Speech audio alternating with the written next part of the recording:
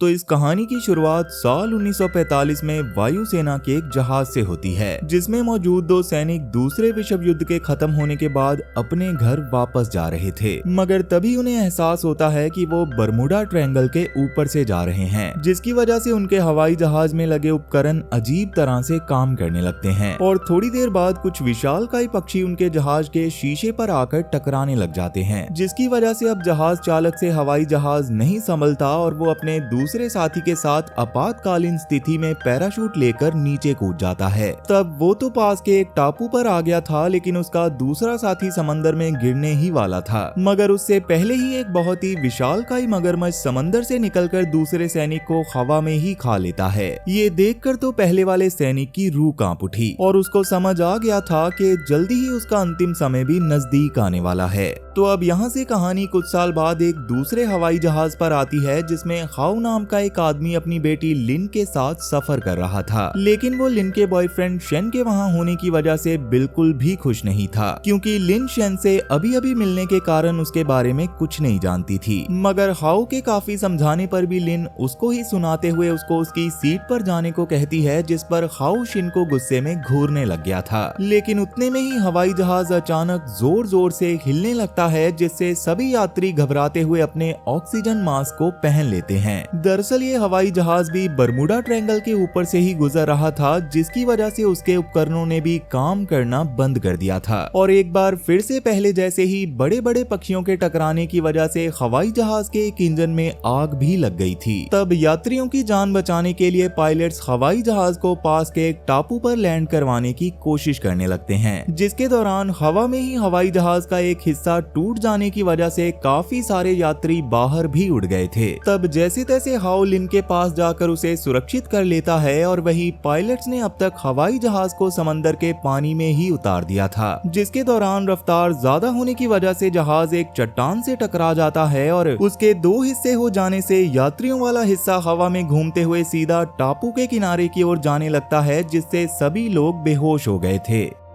अब आगे हाउ को होश आने पर वो जिंदा था लेकिन घायल था, और तब वो लिन को भी संभालते हुए बाहर लेकर जाता है, जहां उनका हवाई जहाज पूरी तरह से बर्बाद हो गया था और सिर्फ कुछ लोग ही जिंदा बचे थे। और उन्हें भी जल्दी ही समझ आ जाता है कि ना तो उस टापू पे पीने का पानी मौजूद था और ना ही किसी फोन में सिग्नल आ रहे थे। इसलिए सब जल्दी जल्दी सभी यात्रियों के सामान से जरूरत की चीजों को इकट्ठा करने लगते हैं, ताकि उनका समझदारी से इस्तेमाल किया जा सके। मगर कहीं ना कहीं हाउ को ये बात समझ आ गई थी कि इस तरह से वो ज्यादा से ज्यादा बस 2 दिन तक ही जिंदा रह सकते थे। इसलिए वो हिम्मत करके पास में मौजूद जंगल के अंदर जाकर खाने पीने का जुगाड़ करने का फैसला करता है। तब उसके साथ शेन और बचे हुए लोगों में से एक प्रोफेसर भी जंगल में आ जाता है, जहाँ थोड़ी दूर चलते हुए वो लोग एक छोटी सी कुटिया के पास आ गए थे, जो कि पक्का उस बचे हुए सैनिक ने अपना गुजारा करने के लिए बनाई होगी। अब उसके अंदर जाने पर वहाँ काफी सारे हथियार भी रखे हुए थे और साथ ही हाउ को वहाँ एक इंग्लिश में लिखी हुई डायरी भी मिलती है, जिसको पढ़कर उनके साथ मौजूद प्रोफेसर बताता है कि डायरी के हिसाब से इस टापू पे विशालकाय राक्षस रूपी जानवर मौजूद है।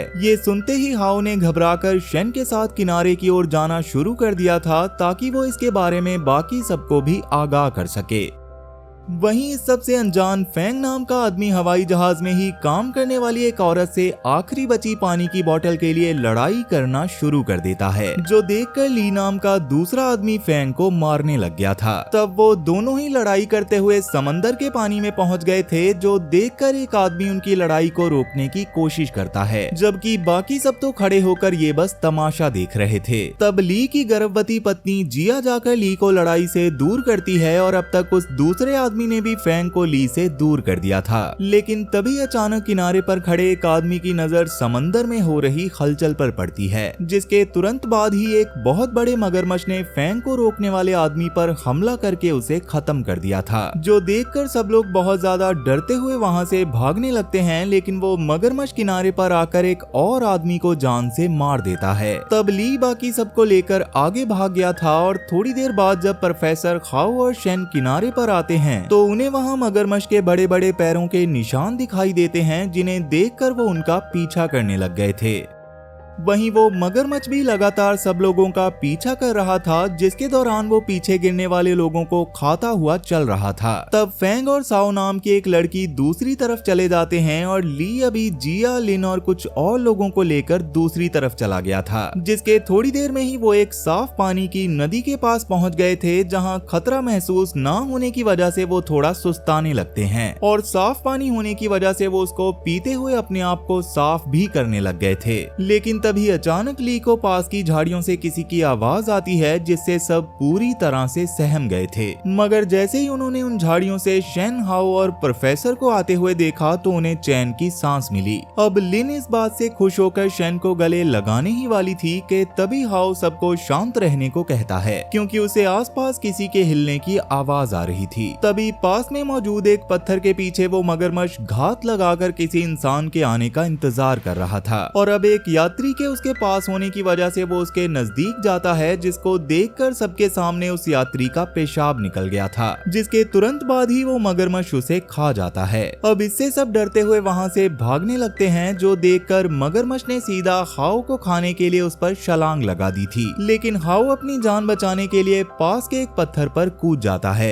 तभी पास में मौजूद दूसरी यात्री का पैर पत्थर के बीच फंस जाता है, जो देखकर मगरमच्छ ने उसको बेरहमी से खा लिया था। लेकिन हाओ को भागने का मौका मिलने की वजह से वो वापस से सबके पास पहुंच जाता है। तब हाओ सबकी जान बचाने के लिए उन्हें उसी सैनिक की कुटिया में ले आता है, जहां उन्हें थोड़े हथियार मिल गए थे और रात में अपनी जान बचाने के लिए सबने वहीं पर रुकने का फैसला किया था। तब अगली सुबह हाओ जल्दी उठकर जंगल में कुछ फल ढूंढने के लिए चला जाता है। वहीं फेंग अभी भी साओ के साथ जिंदा था, जहां साओ की बात से ये साफ समझ आ रहा था कि वो बहुत ज्यादा मंदबुद्धि इंसान है, क्योंकि इतनी मुश्किल घड़ी में भी उसको अपनी जान की नहीं बल्कि अपने फॉलोअर्स की चिंता ही खा रही थी। मगर अभी फेंग उसके साथ चलते हुए मकड़ियों के जाले के पास आ गया था, जहां गलती से साओ एक पेड़ से टकरा जाती है, जिससे उसके पूरे शरीर पर हरे रंग का चिपचिपा तरल पदार्थ लग गया था। तब फेंग उसका थोड़ा सा मजाक बनाता है और बाद में वो लोग साओ को साफ करने के लिए पास की नदी के पास जाने लगते हैं। लेकिन उन्होंने इस बात पर ध्यान नहीं दिया था कि असल में वो चिपचिपा तरल पदार्थ उस टापू पर मौजूद बड़ी बड़ी मकड़ी के अंडे थे, जिन्हें उन्होंने बर्बाद कर दिया था। वहीं दूसरी ओर अब तक लिन की आंख भी खुल गई होती है, जो शेन को उठाकर हाओ को बाहर ढूंढने के लिए जाती है। मगर बाहर जाने के बाद तो उनके दिमाग ने काम करना बंद ही कर दिया था, क्योंकि बाहर कोहरे के पीछे उन्हें बड़ी बड़ी मकड़ियां दिखाई दे रही थी, जिन्होंने सबको घेर लिया था। ये देखकर लिन जल्दी से अंदर जाकर जिया और ली को भी उठाती है, जो सब जानने के बाद काफी ज्यादा डर गए थे। और जैसे कि अभी उनके पास धीरे धीरे उन मकड़ियों की नजर में आए बिना ही वहाँ से निकलने के और कोई रास्ता नहीं था, इसलिए ली जल्दी से एक डंडे को उठाकर सबके साथ धीरे धीरे आगे बढ़ने लगता है। पर तभी उनके साथ मौजूद एक आदमी के ऊपर मकड़ी की लार गिरती है, जिससे वो डर गया था और तभी वो मकड़ी भी उस पर हमला करके उसको अपना शिकार बना लेती है, जो देखकर सब बुरी तरह से डर गए थे। इसलिए वो जल्दी से जल्दी अपनी जान बचाने के लिए वहाँ से भागना शुरू कर देते हैं। लेकिन वो मकड़ियां अब उनके पीछे लग गई थी। तब उनके चिल्लाने की आवाज थोड़ा सा दूर मौजूद हाओ तक पहुंच जाती है, जिसके बाद वो खुद भी जल्दी से भागता हुआ बाकी सबकी ओर आने लगता है।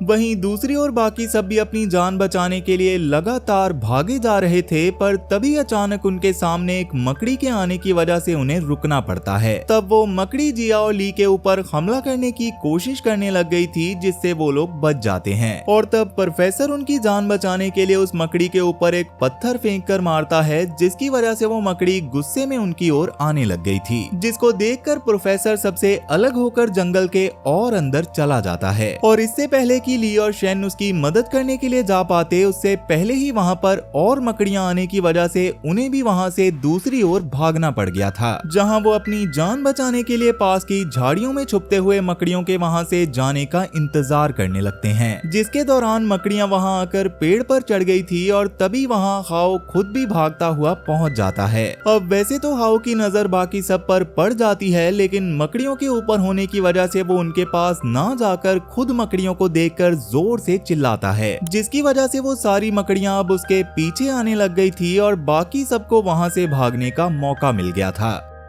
वहीं हाओ अभी अपनी जान बचाने के लिए वापस एक कुटिया में आ जाता है, जहां पहले से प्रोफेसर भी अपनी जान बचाने के लिए छुपा हुआ था। अब अंदर आने के बाद हाओ नोटिस करता है कि वो मकड़ियां उनकी जान लेने के लिए बाहर ही उनका इंतजार करने लग गई थी, और जब काफी देर बाद भी वो दोनों बाहर नहीं निकलते तो वो अपने पैरों से ही अंदर हमला करने लगती हैं, जिसके दौरान प्रोफेसर बुरी तरह से घायल हो गया था, जो देखकर हाओ उस मकड़ी के पैर पर बहुत बार भी करता है। लेकिन प्रोफेसर के ज्यादा घायल होने की वजह से हाओ उसको नहीं बचा पाता। अब इसके बाद उस मकड़ी ने हाओ पर भी हमला करना शुरू कर दिया था, जिससे बचने के लिए हाओ दीवार तोड़कर बाहर आ जाता है। लेकिन वो मकड़ी उसके पैर में अपने नुकीले पैर घुसाकर हाओ को खींचने लगती है। तब अपनी जान बचाने के लिए हाओ सबसे पहले तो उस मकड़ी के पैर को काटता है और बाद में एक ग्रेनेड की पिन निकालकर उसको मकड़ी की तरफ फेंककर उसको मारता हुआ वहां से भाग जाता है। वहीं अभी भी ली बाकी सबको लेकर आगे बढ़ता जा रहा था, जिसके दौरान वो एक छोटी सी नदी के पास पहुंच जाते हैं, मगर उसको क्रॉस करते समय वहां मगरमच्छ ने आकर उन पर हमला कर दिया था। उस वक्त वो लिन को अपना शिकार बनाने के लिए उसकी ओर बढ़ रहा होता है, जो देखकर शिन उसकी जान बचाने की कोशिश करते हुए खुद ही मगरमच्छ के सामने गिर जाता है। लेकिन मगरमच्छ उसे खा पाता उससे पहले ही हाओ वहां आकर शिन को बचा लेता है, जिसके बाद हाओ एक खंजर से उस मगरमच्छ को उसकी ओर आने के लिए आता है, जिससे मगरमच्छ उसकी ओर आते हुए दूसरी तरफ पानी में गिर गया था, इसलिए अभी वो वहां से चला जाता है। खैर अभी लिन हाओ को गले लगाकर अपने बुरे बर्ताव के लिए माफी मांगती है, और तब हाओ ने भी उसको माफ कर दिया था। वहीं फैंग और साओ भी अभी साफ पानी के पास आ गए होते हैं, जहां साओ अपने आप को साफ करने लग गई थी, जिसके दौरान वो काफी खूबसूरत भी लग रही होती है, इसलिए फैंग उसके पास जाकर उस पर लाइन मारने लगता है। लेकिन साओ उसके इरादे को समझते हुए उसे दूर हटने को कहने लग गई थी, और जब वो उसकी बात नहीं मानता तो वो उसको लात भी मार देती है। लेकिन तभी पानी के नीचे से मगरमच्छ आकर साओ का पैर पकड़कर उसे नीचे खींचने की कोशिश करने लगता है, जिसके दौरान साओ ने फैंग का पैर पकड़ लिया था। लेकिन फैंग उसकी मदद करने की जगह उल्टा उसको अपने दूसरे पैर से मारकर मगरमच्छ के हवाले कर देता है। वहीं दूसरी ओर हाओ बाकी सबके साथ अभी भी जंगल में ही था, जहां चलते चलते वो 1945 में क्रैश हुए हवाई जहाज के मलबे के पास आ जाता है, जिसकी तलाशी लेने पर हाओ को उसमें एक मशीन गन और साथ ही एक रेडियो भी मिल गया था, मगर वो रेडियो अभी भी सही से काम नहीं कर रहा था। तब लिन उसकी मदद से सेना से संपर्क बनाकर उन्हें टापू के बारे में बताते हुए वहां मदद भेजने को कहती है, जिस पर सेना के लोग भी मान गए थे। अब इसके बाद हाओ और बाकी सब जल्दी से किनारे की ओर जाने लगते हैं, क्योंकि कुछ ही घंटों में उनके लिए वहां मदद आने वाली थी। लेकिन तभी रास्ते में उनकी मुलाकात फैंग से हो जाती है, जिसको अब तक जिंदा देखकर सब लोग काफी हैरान थे, और कहीं न कहीं किसी का भी मन नहीं था कि फैंग उनके साथ आगे बढ़े। पर इंसानियत के नाते वो फैंग को अपने साथ आने की अनुमति दे देते हैं। लेकिन आगे जाने से पहले ही हाओ ने फैंग को धमकाते हुए लिन और शेन से दूर रहने को कह दिया था। अब थोड़ी देर चलने के बाद वो लोग एक बड़ी सी नदी के पास आ गए थे, और किनारे तक जाने के लिए उसको तैरकर पार करना बहुत ज्यादा जरूरी था, मगर जैसे कि जिया के गर्भवती होने के कारण वो तैर नहीं सकती थी, इसलिए हाओ और बाकी सब कुछ सोचते हुए उसके लिए एक साधारण सा बेड़ा बनाते हैं। और अब हाओ एक रस्सी को बेड़े से बांधकर तैरते हुए दूसरे किनारे पर पहुंचता है, और बाकी सबको भी उसी रस्सी के सहारे जिया के बेड़े को धक्का देकर दूसरे शोर तक पहुंचाना था। लेकिन उनके थोड़ा सा आगे आते ही हाओ को कुछ अजीब सा महसूस होता है, और उसकी नजर पानी में तेजी से उन सब की ओर बढ़ रहे मगरमच्छ पर पड़ती है, जिसको देखकर सब डरते हुए जल्दी जल्दी हाओ के पास आने लग गए थे, जिसके दौरान हाओ शेन और लिन को पानी से बाहर निकाल लेता है, जबकि फैंग डरते हुए तैरकर वापस से पहले वाली जगह पर ही चला जाता है। मगर अभी भी पानी में जिया और ली बचे हुए थे, और ली जिया को बचाने के लिए चिंतित था, इसलिए वो मगरमच्छ के ज्यादा नजदीक आने पर वो जिया के बेड़े को जल्दी से आगे की ओर धकेल है, और मगरमच्छ के हमला करते समय जिया को बचाने के लिए अपना बलिदान दे देता है।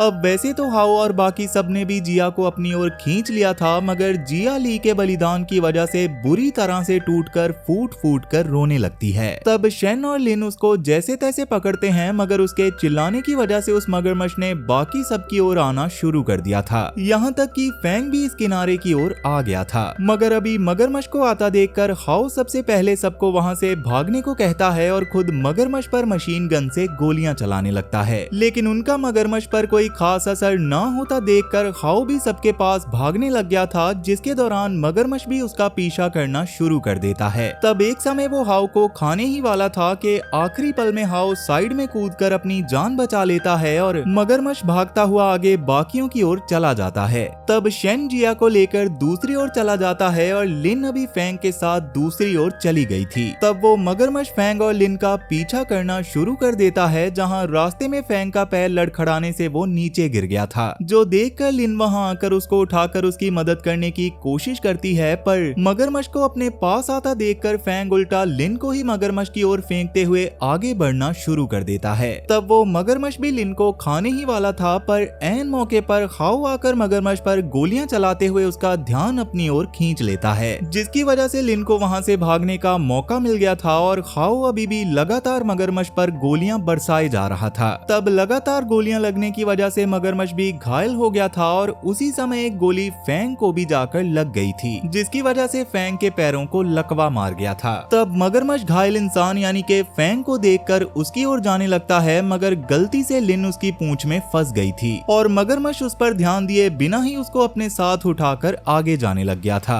वहीं फैंग को मगरमच्छ को अपनी ओर आता हुआ देखकर दिल का दौरा पड़ जाता है, जिससे मौके पर ही उसकी मौत हो जाती है और मगरमच्छ भी उसको खाकर अपनी गुफा की ओर जाने लग गया था।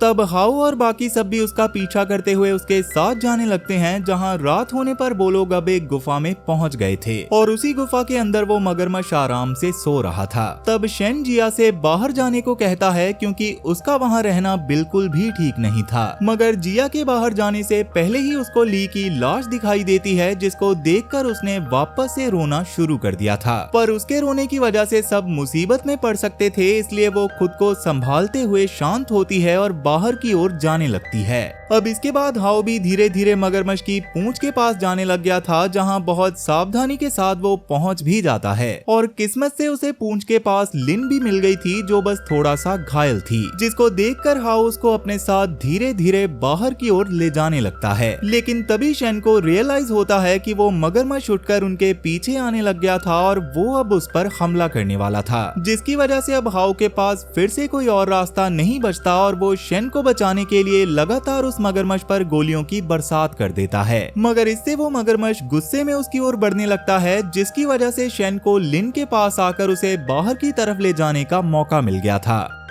वहीं हाओ मगरमच्छ को अपने पीछे लगातार भगाता हुआ गुफा के और अंदर पहुंच जाता है, जहां अपनी जान बचाने के लिए वो दीवार के कोने में छुपने की कोशिश कर रहा था। लेकिन उसका कोई फायदा न होने पर वो गुफा के अंदर ही बने छोटे छोटे छेद में घुसने लगता है। वहीं शेन लिन को जैसे तैसे बाहर ले जाकर जिया के पास छोड़ता है और जल्दी से हाओ की मदद करने के लिए कुल्हाड़ी को लेकर गुफा के अंदर चला जाता है। दूसरी ओर हाओ के पास छुपने के लिए जगह कम पड़ रही होती है, क्योंकि वो जहाँ भी छुप रहा था मगरमच्छ उस जगह को बर्बाद कर दे रहा था और अभी वो हाओ को मारने ही वाला होता है। लेकिन हाओ अपनी जान बचाने के लिए वापस से एक छोटी सी जगह में घुस जाता है, जहां वो मगरमच्छ नहीं आ पा रहा था। तब हाओ वापस से मगरमच्छ पर काफी देर गोलियां चलाता है, जिसके बाद अब उसके पास भी गोलियां कम बची थी। तभी हाओ को ये भी रियलाइज होता है कि उसके पास मौजूद आखिरी ग्रेनेड भी पीछे गुफा में ही गिर गया है। तभी बाहर शेन भी पहुंच गया था, जिसकी आवाज सुनकर हाओ उसको चिल्लाते हुए जल्दी से ग्रेनेड को ढूंढने के लिए कहता है, क्योंकि उसकी मदद से ही शायद इस मगरमच्छ को खत्म किया जा सकता था। अब जैसे कि मगरमच्छ हाओ तक पहुंचने में लगा हुआ था, तो शेन को भी ग्रेनेड को ढूंढने के लिए पूरा टाइम मिल गया था, जिसके बाद वो ग्रेनेड को लेकर जल्दी से मगरमच्छ के पास वापस आ जाता है, जहां मगरमच्छ का ध्यान अपनी ओर करने के लिए सबसे पहले वो उसके कुल्हाड़ी फेंक कर मारता है और इसके बाद मगरमच्छ के उसको मारने के लिए आते समय वो उसके मुंह के पास ग्रेनेड फेंक देता है, जिसके फटने पर वो मगरमच्छ अंदर से पूरी तरह से हिल गया था और इसके तुरंत बाद ही वो जमीन पर गिर जाता है। वहीं हाओ भी अब उस छोटी सी जगह से बाहर आकर एक पत्थर के पीछे छुप गया था, जहां से मगरमच्छ को मरता हुआ देखकर उसको थोड़ी सी चैन की सांस आती है, जिसके बाद वो शेन के सामने आकर उसको शाबाशी देते हुए लिन को डेट करने की परमिशन दे देता है, क्योंकि सच में हाओ शेन की बहादुरी और लिन का उसके लिए प्यार देखकर बहुत ज्यादा खुश था। अब इसके बाद बाहर जाते समय अचानक उन्हें एहसास होता है कि उस मगरमच्छ में अभी भी थोड़ी सी जान बाकी है और सच में अभी वो मगरमच्छ पीछे से हाओ को खाने के लिए उस पर कूदने लग गया था, लेकिन तब हाउ जल्दी से पास में पड़े खंजर को उठाकर एक पत्थर पर लेट जाता है, जिससे मगरमच्छ की गर्दन से लेकर पेट तक खंजर से छेद हो गया था, जिसकी वजह से वो इस बार सच में मारा जाता है। तब शेन जल्दी से हाउ को मगरमच्छ के नीचे से निकालकर बाहर ले जाता है, जहां लिन और जिया उन्हें देखकर खुश होते हुए जल्दी से किनारे की ओर जाने लग गए थे, जहां उनके पहुंचते ही उन्हें सूरज की किरणों के साथ साथ बचाव दल के हेलीकॉप्टर्स भी आते हुए दिखाई देते हैं। और इसी के साथ ये कहानी यहीं पर खत्म हो जाती है। तो वीडियो पसंद आई हो तो वीडियो को लाइक जरूर करना, और अगर तुम इस चैनल पर पहली बार आए हो तो जल्दी से इसे सब्सक्राइब कर लो, क्योंकि मैं अक्सर इस चैनल पर ऐसी इंटरेस्टिंग वीडियोस लाता रहता हूँ। तो चलो मैं अब आपसे मिलूंगा ऐसी ही एक और इंटरेस्टिंग वीडियो के साथ, और तब तक के लिए टाटा और गुड बाय।